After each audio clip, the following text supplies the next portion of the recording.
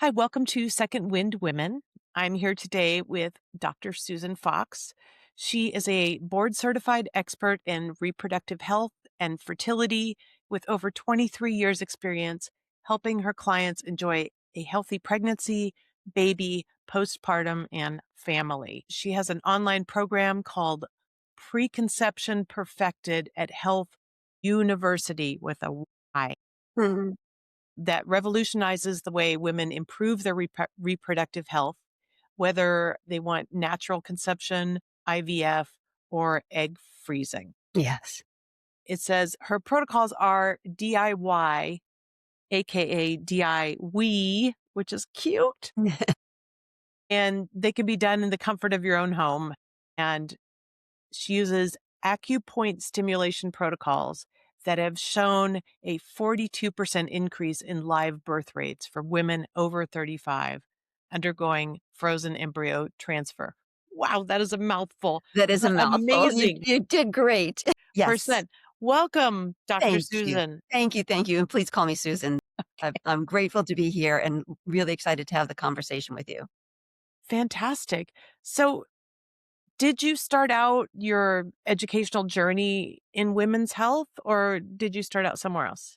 Nope, apropos to the podcast, I started out in the corporate world where I was actually getting my degree while I was working. I was very ambitious and went right from high school into the secretarial pool and then went to night school and was always in the corporate, mostly banking or legal side of things. Mhm.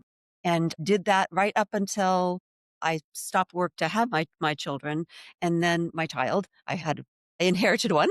Uh, And then when it was time to go back to work, I sort of had that classic V8 moment of what am I doing with the rest of my life here? If I go back into that field, as much as I could enjoy it, it would mean leaving the kids before they're getting up to go to school and meeting up with them after they're about ready to go to bed. And I thought, there's a better way. And the better way was something that I had already experienced for my own healings. I switched gears and at age 40 went into acupuncture school to get my master's. And then at age 60 went back to get my doctorate because when I was getting my master's, a doctorate wasn't even established yet. So, wow, wow.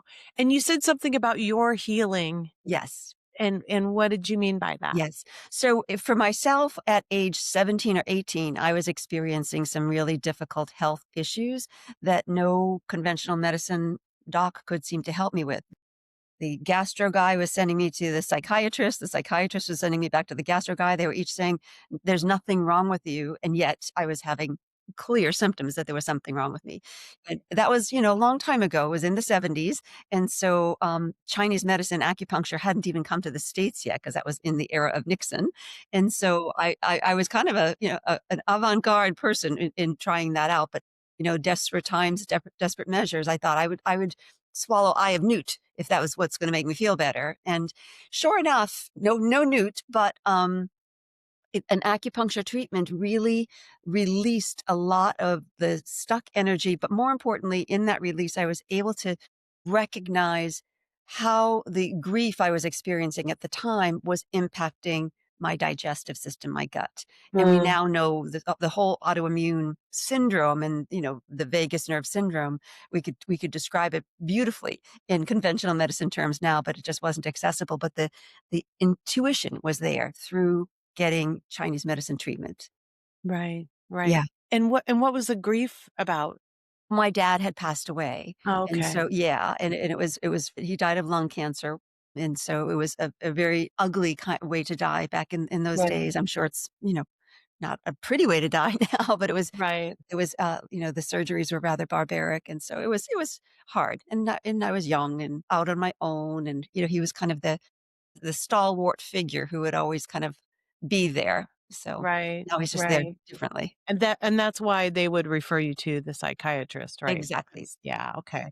That makes more sense than this girl's crazy, her stomach hurts. Right. Exactly. Although there might have been some of that too. Yeah, I mean, especially in the '70s, right? Yes, exactly.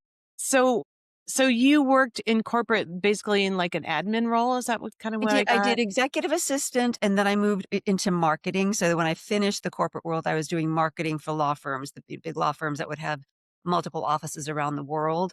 And again, marketing was just coming out in the 80s as it's something that law firms needed to get into as well. Prior to that, they were just the institutions that would wait for clients to come to them. But Mhm. then it was at that time that things became a little competitive. So I was able to jump in there and use some of my skills from school and start doing some marketing with them.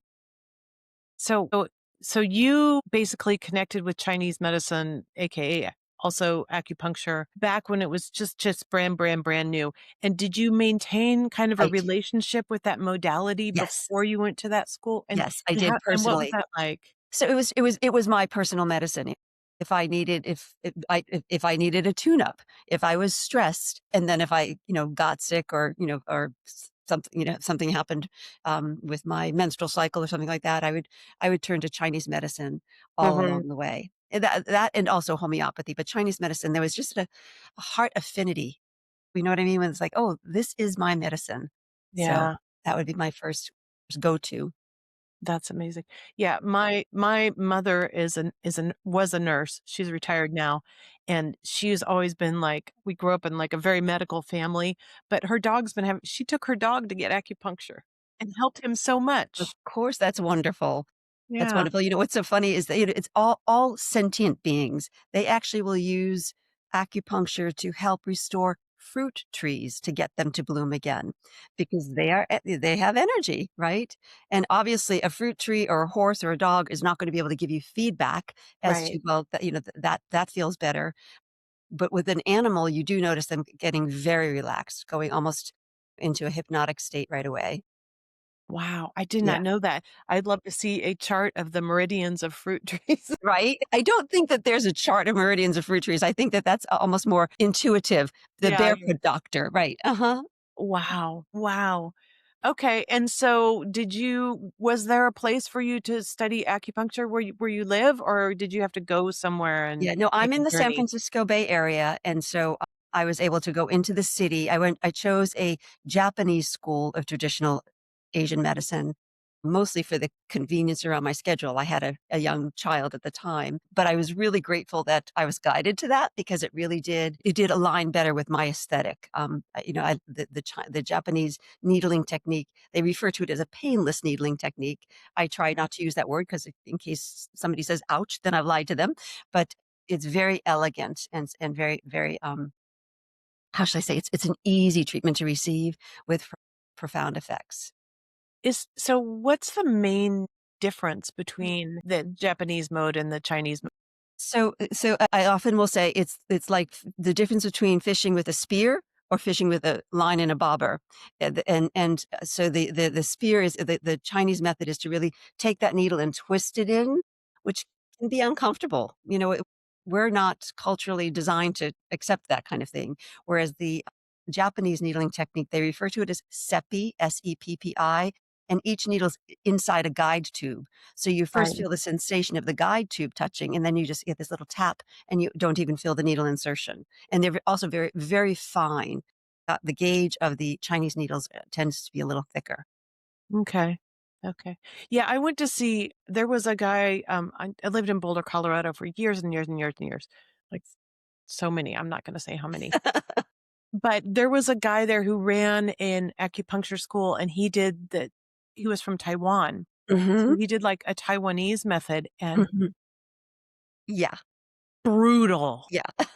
brutal. Uh-huh. And it's funny because, culturally, the Chinese people want that strong sensation. They feel as though they've been kind of, not gotten the treatment that they deserve if they don't feel something strong. Whereas most of us in the Western hemisphere do not want to have to suffer for our healing. Yeah, for sure. Yeah, I know I actually went into shock the first time I had a treatment. And then I had a friend, but funny story, I had a friend who broke a bone in his foot, and he Hmm. went to see the doctor, and the doctor went did like 50 bones, 50 needles in his foot. He said the foot was bleeding, and it was just a mess, but the next day, he could walk on it. Wow. Wow. That's amazing. Yeah. Yeah. Yeah, incredible. And so tell me a little bit about your journey as of of going to acupuncture school as somebody I'm assuming you were everybody there was not your age. That's true. I was definitely the school marm. I would say most were in their late 20s to early 30s, and so the difference between a late 20 and early 30 to a 40-year-old, they kinda looked at me with some side eye like, "What are you doing starting so late?" Right. Thankfully, I have a relatively immature personality, so I was able to get along along with them quite well as we went through the school year. Oh my gosh. Oh my gosh, that's so funny. Wow. So what led you to start working, focusing on fertility? Yeah. So that's kind of a magical question. My answer is a little bit woo-woo, a little bit magical We and love woo-woo it. We love because the woo-woo. Yeah. most people who are in this field have their own personal story with having struggled with infertility, and that was not my case. However, when I graduated, I went to pick up a little commemoration, a little tchotchke saying, "Okay, I'll put this in my office. I'm no longer a student. I've been licensed, and here we go." And so I went into this place called the Tibetan Culture House, and it was as though I was moved to the space in the back of the I didn't even really know where I was walking, but I couldn't stop walking until I reached this point at the back of the room and stood in front of a tanka of green Tara. And I did not know green Tara at the time. I did not really know Buddhism. And so I started to cry and not, not ugly cry, just moved. Mhm. And so I Yeah. turned to the gentleman who owned the store, not realizing he was a monk, and said, "What's happening here?" And he said, "Well, this is green Tara, the goddess of compassionate healing." And and clearly it is, the energy of this tanka is speaking to you. And so I said, "Yes, I think my little tchotchke is now going to have to be, a tanka the size of an entire wall." And truly she hung in my office for a good 15 years because she was the leader of the pack, so to speak. Wow. Yeah, she really helped direct that that's exactly what we were doing in our work was compassionate healing. Yeah, Yeah. that's amazing. Yeah. Yeah. I got a special fondness in my heart for green Tara as well. My Yeah. daughter is named Tara. I love it. I love it. Yeah, it's a beautiful name, and it's a beautiful image to live through. Yeah, yeah. Um, I've heard actually there is some connection between, white Tara and pregnancy, Mhm, which is mhm. interesting. Yeah. So that's how you ended up That's how I ended up pursuing women's oh, health? that's okay, that's the beginning of the story. Oh, That's okay. magical step number 1. So then I have her in my car, and I thought I was just gonna drive home, but once again, compelled to get off the freeway maybe 3 or 4 exits before my home stop and pulled over to this area of business, which was near the hospital, and I thought, "Okay, maybe I'm supposed to look for a place?"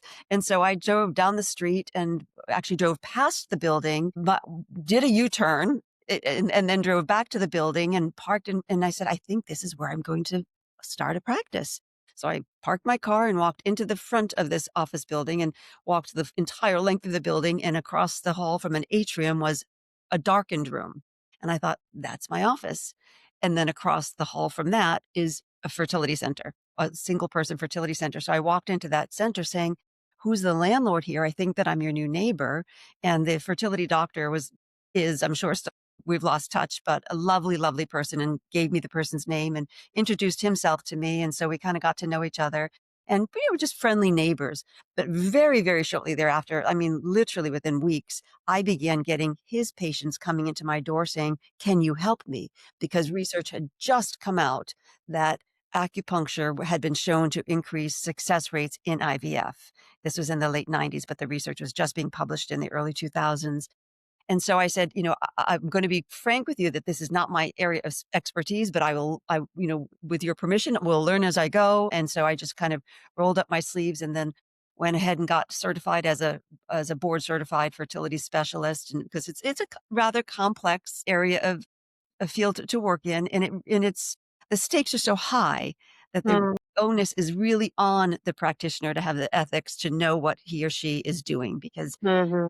it's an existential moment for as well as a financial hardship for many Yeah. to go through this. And so, yeah, and so over the years, it's been 24 years now that I've been in practice, and I have been really so grateful that this is the work I get to do. And now I get to do it beyond my office because I designed online programs that help women achieve the same success by DIY, as you read in the bio, acupoint stimulation, using protocols that are on video that they follow along. It's pretty wonderful to get a call from someone in New York City or Chicago or Washington, DC, and saying, you know, "It worked. I had success." And oftentimes these days, by the time they find me, they have not had success prior, so there really is Yeah. a comparison. Yeah. So just one more technical question before we get into that, the client side. So you're using entirely acupuncture pressure? You're not using any herbal anything? Well, in my I do. I mean, it's so Okay. Chinese medicine is, a whole system, so acupuncture being just one of it. Right. And these days, because a lot of my work is with IVF, I'm not necessarily using Chinese herbs unless I have enough time before they begin their IVF process, because the docs, the reproductive endocrinologists don't know and rightly don't trust what is, what variables that might insert in their protocols. So I tend to use supplements that they recognize Mhm. once they are it's sort of beginning a protocol, because I want to put less stress on the patient client and not have that person be sort of between the rock and the hard place. And we've had enough, I'm going to say, political division in the IVF world and in the reproductive field in general. And this past year was kind of exacerbated, that I feel a deeper responsibility to really demonstrate that we are what I call arms linked in our efforts to give this person the healthy baby that she wants. We're not at odds. Right. So basically I'm just trying to like figure this out for Yeah. the listeners. Yeah. So you have the DIY classes Mhm. and then you have like recommended supplements. Are those individually recommended or do you just have like a pack, like I recommend this No, they from these? it's a both and. So there's a basic preconception package, right? A prenatal, a DHA, and then depending upon what's going on with this person, if she is of more advanced age, then there are supplements we want to give her to improve the mitochondrial function of her ovaries. And if she's got another diagnosis like PCOS, we want to give her supplements that are going to help improve her metabolic function, because that's actually the driver of her infertility, is a metabolic dysregulation. And if she's got, endometriosis or an inflammatory condition, then we want to give her supplements that are going to be anti-inflammatory, really help reduce inflammation. And if she has unexplained, or if we know she has an autoimmune condition, then we give her herbs that really help support her immune system, so it's not being a hyperactive child wreaking havoc on her tissue. Right. Yeah. Right. Wow. Yeah.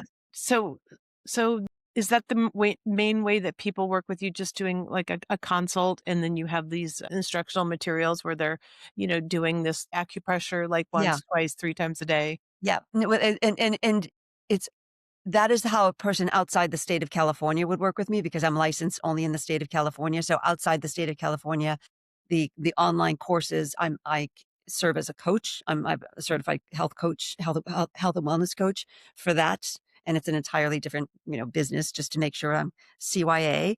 And then in California, I can do a hybrid of in person if their zip code is nearby, or video consultation with the online course if where I can actually really do a little bit more of prescription, if you will. But if they're out of state, then it really is limited to, what the course Okay. can offer them. Yeah. But if the course is offering an up to 42% increase in live birth rate, I say, "Hello, What more? why wouldn't you?" That's a Yeah.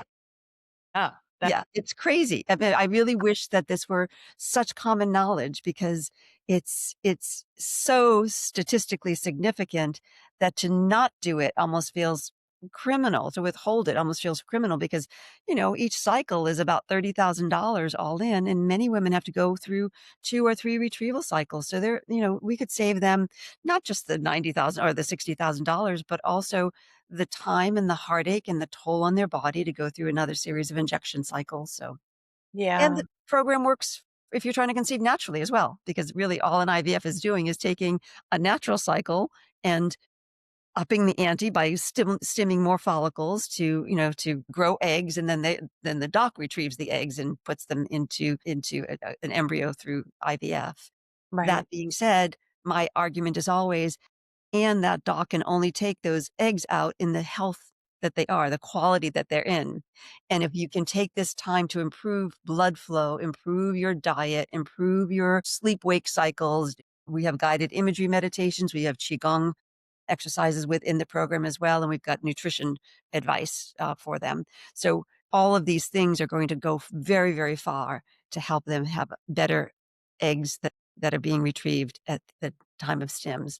And to be a better, more strong and healthy mom once you have the child, right? Exactly, exactly. So here's the thing, we have been seeing in the research that, they're finding toxins and microplastics in follicular fluid, in seminal fluid, in amniotic fluid, in placental tissue. If we can reduce that toxic load, we are really creating a much healthier environment for this baby that we want to bring into the world. And it really can be done. I mean, we can't get rid of all of it, but we can really reduce the burden significantly to really improve outcomes. And so when I speak that way, all of a sudden a mother wanting to be, kind of sits up and pays attention a little more. Oh, it's not just about me. I really can be the driver for a healthy, baby and a healthy family and a healthy future. And then I get political and say, yeah, and these people are going to be the leaders of the future. Don't you want them to be healthy and making healthier decisions? Right. Don't you want Mhm. them to have non-plastic brains? Oh my gosh, that's so do you have any, like, I know there's, like, don't say who the patients are, but do you have any, like, really good turnaround stories?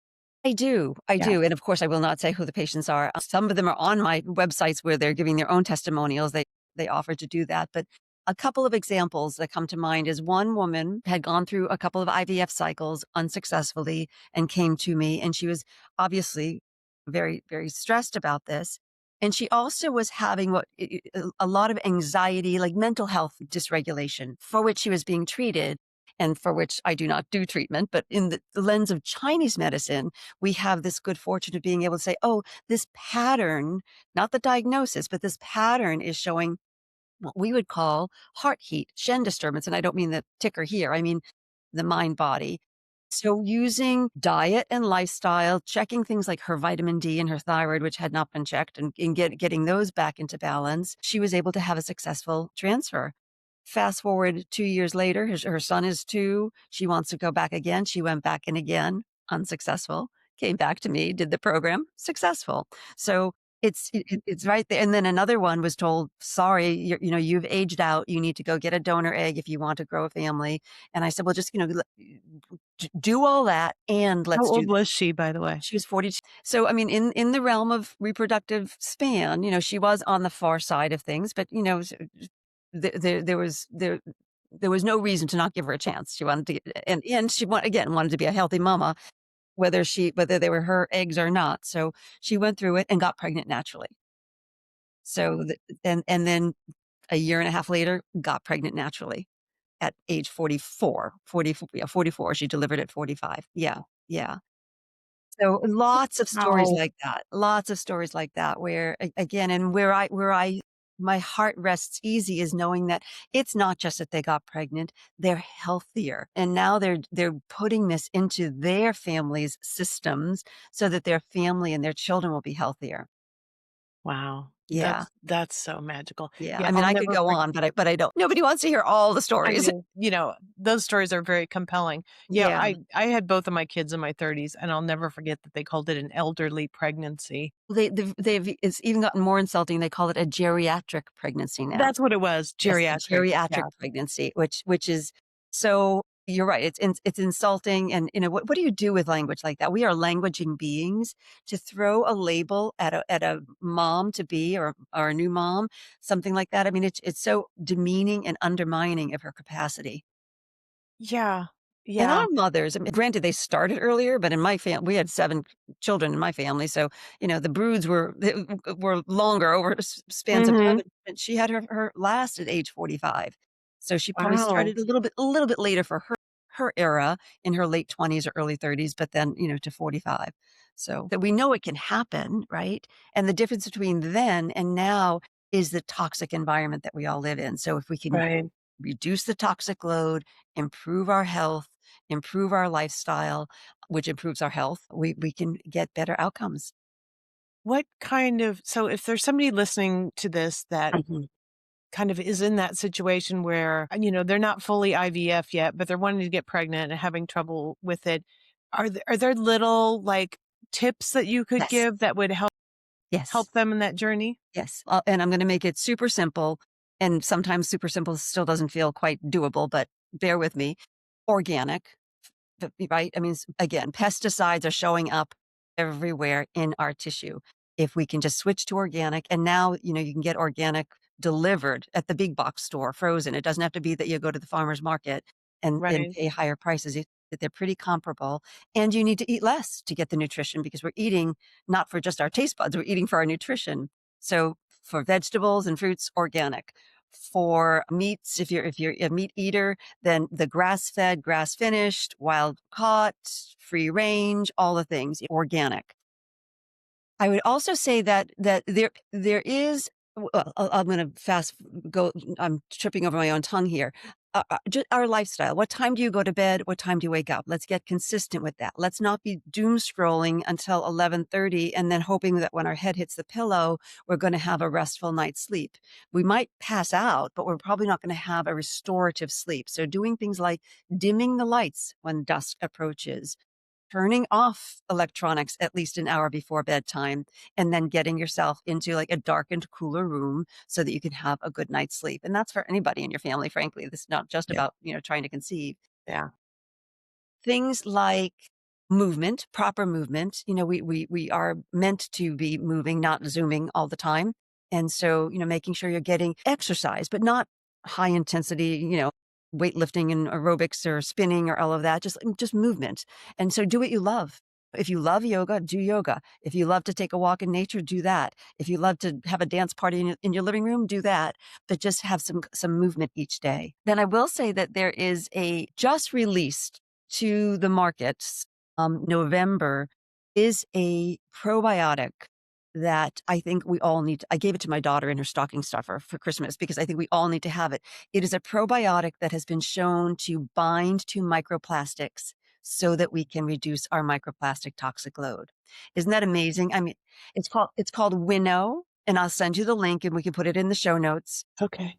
because again, it's so brand new that I really want to help these scientists kind of get it out there because they're young fathers themselves, and we're saying, how can we just sit back here and let this happen when Mhm. we know there's a way in which we can find a way as scientists to help support our children, ourselves and our children. So That's yeah, amazing. It's yeah, so easy to talk about how everything's, hell in a handbasket. It's so easy to do that, but when you search a little bit, you find, like, there's a fungi that can clean up, oil spills. exactly.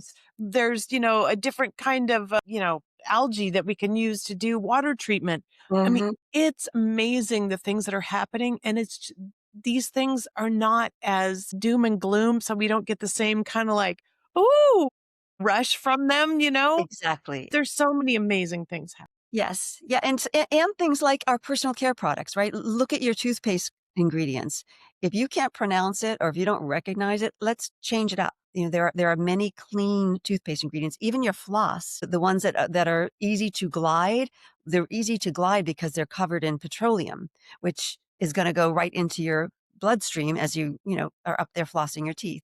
So these little simple changes, your shampoo, your makeup, all of these things, you can change it out.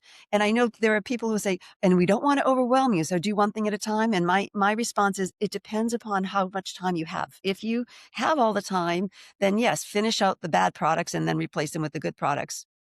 If you're about ready to make that call to the IVF center, clear the decks, and because your body will recover equally to the support you give it by getting rid of the bad stuff and putting in That's the like good. that's like saying, "I wanna quit smoking, but I still have a half a cart," a half a pa whatever they call Right, the big chunks with a lot of them in it, I don't know. right, right. Right? Yeah, Yeah, yeah, why wouldn't you just yeah. Yeah. And again, if someone is in their early 20s or mid 20s and says, you know what, I'll consider this for, next year or the year after to do some egg freezing because I'm hearing all of the doom and gloom, then I would say, then go ahead and finish out your Right. terrible shampoo and terrible toothpaste, but please replace it with the good ones. If you wanted to be pregnant yesterday, then now is the time to get rid of the whole shebang. Right. Yeah, Right. Yeah. There's no use running a three-legged race. exactly. Yeah. Exactly. Yeah. Yeah. Wow. Okay. Wow, that's so much great information. I've had Thank you. so many friends who've struggled with miscarriages and getting pregnant, as they got, so many friends who were like, I tried so hard to not get pregnant all of my teen years and Yes. in my early 20s, and then when I was ready, I couldn't do it. Right. Right. And I mean, the stats now are troubling. Like that 1 in 5 people of reproductive years is expected to be struggling with infertility. And I refer to this as subfertility because I don't think that they are truly infertile. I think Mm, we just need to change their patterns so that they become healthier, so that they become fertile.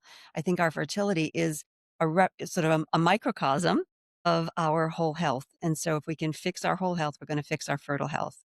yeah.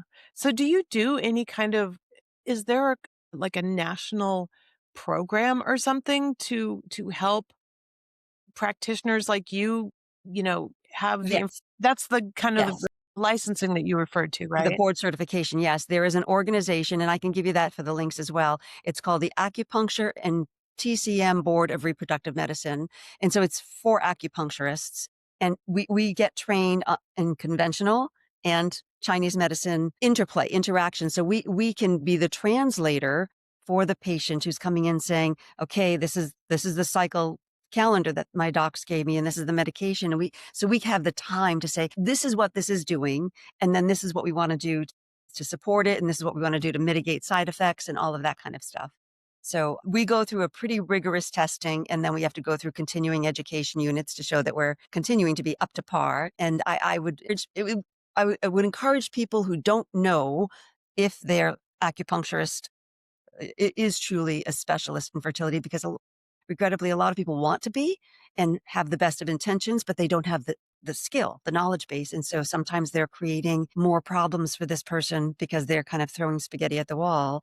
And sometimes time being of the essence it can be the time that this person doesn't have to have her practitioner try it out. Yeah. Do you find that allopathic doctors are open to that kind of support, or or do you feel like they're a little more do they find it threatening or woo woo Well, I'm sure it depends, but I'm it just like a depends. overarch. It depends, and so when I started, it was threatening and woo-woo because they didn't know what we were doing, and they were afraid that we were gonna be, creating problems for them. Over the past 20 years, have been integrated with them. We now are members of the American Society of Reproductive Medicine and the Pacific Coast Society of Reproductive Medicine. They have come to know and respect us, and we're working together. I'm referring to them more than they're referring to me, but they do refer to me as well. And in their defense, they're not referring to me because by the time someone's knocking on their door, there's usually an urgency to it. So they're Yeah. not saying either go take acupuncture. Some will, when they'll do it is when there's a failed cycle. They'll say, okay, now go. Course, of course. They're not gonna go say, "Prepare, go to this lady, she'll Uh-huh. get you Yeah, up to a standard, and then yeah, we can try it." No, yeah, they want you to try it immediately, of yeah, course, yeah, yeah, because yeah. And timing and, exactly, that's exactly. their business. They believe They're that just that's working through their own filter of, yeah, timing is everything. And regrettably, this past, so we were doing a great job. We were really doing integrative, work. And then this past year, we had a few episodes of the federal administration bringing down some mandates of, we will only cover restorative reproductive medicine, which I would probably fall under that. We're not going to cover IVF for our military and so forth. And it really stirred up a lot of controversy where the reproductive endocrinologists were like, oh my gosh, here we go again. Now these quacks are going to be taking this precious time with these people and there'll be problems down the road. Hopefully, it won't take too long for us to, kind of course correct on that because, humans being humans, I think they were set on their heels and reacted a little bit, afraid on behalf of their profession and their patients. But It's in fact, always part of the problem, I think, is that we have so much information and there's such a tendency towards dichotomy in the yes, human understanding, right? And yep, so our reflex is survival, right? there ought to be a law, but just for the things that I want. Exactly, exactly. Well, for better or for worse, we're getting that more with AI, aren't we? We're getting to see only the things that we want. So, Yeah, it's crazy, crazy. Awesome. Well, thank you so much. well, This was so amazing. I'm it's been so really fun to talk with you. Thanks for all the great questions. I hope that your audience got something out of it. And if the audience is like, "Well, fertility is not my thing," that was in the Wayback Machine.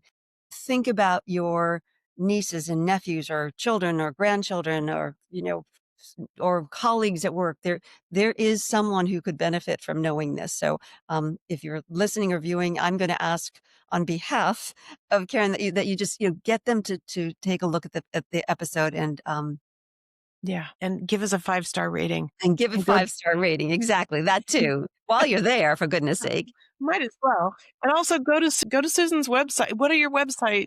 I saw there was a big list on the Yes, thing you there's a gave big me. list, so it'll be because I have my private practice website, and then I have my course website, and then there's a free, there's some free opportunities that Oh, you yeah, just what you are the click through. what's a free opportunity that So you there is a 5-element fertility assessment quiz that will people will go through this quiz, and it will show which of the 5 elements in Chinese medicine is kind of going sideways for this person. And then they'll get an email report saying, and here's how you can correct it. Here are some ideas about how you can correct with, food and movement, and more specific to that type of person. And then there is a free 28-day gentle detox masterclass. The tone of the masterclass is toward fertility because it's on the fertility website, but it's really for any of us. I do it 3 or 4 times a year myself to just try to clean up the mess. yeah, detox. Yeah. Yeah, and definitely I wanna know about Yeah. Yeah. that winnow or whatever The it win was. Uh-huh. Mhm. Yep. It's in there it's under my shop page, but I'll send you the link so you don't have to go through my shop page and go find it. Fantastic. Well, thank you so much, Doctor My Susan. pleasure. My pleasure. Really fun chatting with you.